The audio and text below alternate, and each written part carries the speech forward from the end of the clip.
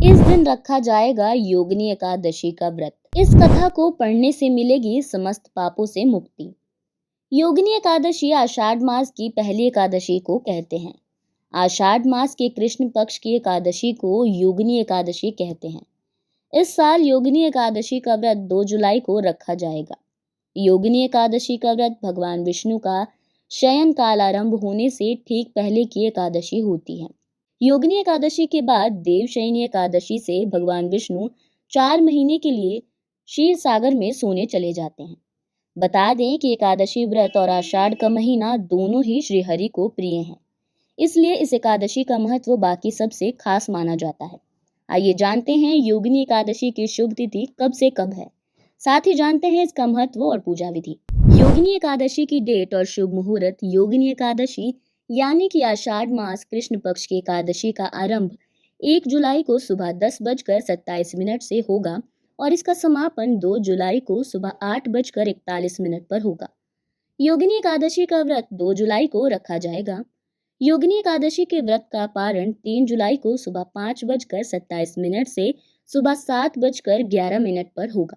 योगिनी एकादशी का महत्व। योगिनी एकादशी निर्जला एकादशी के बाद और देवशयनी एकादशी से पहले की जाती है।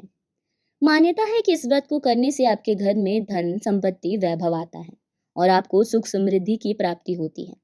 भगवान विष्णु के योग निद्रा में जाने से पहले इस एकादशी पर पूजा करने और भजन कीर्तन करने का खास महत्व होता है। योगिनी एकादशी की कथा। पौराणिक कथा के अनुसार स्वर्गलोक में कुबेर नाम का राजा रहता था।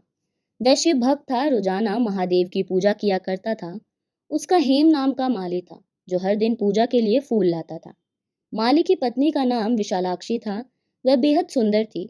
एक बार जब सुबह माली मानसरोवर से फूल तोड़कर लाया, लेकिन कामासक्त होने की वजह से वह अपनी स्त्री से हास्य विनोद करने लगा।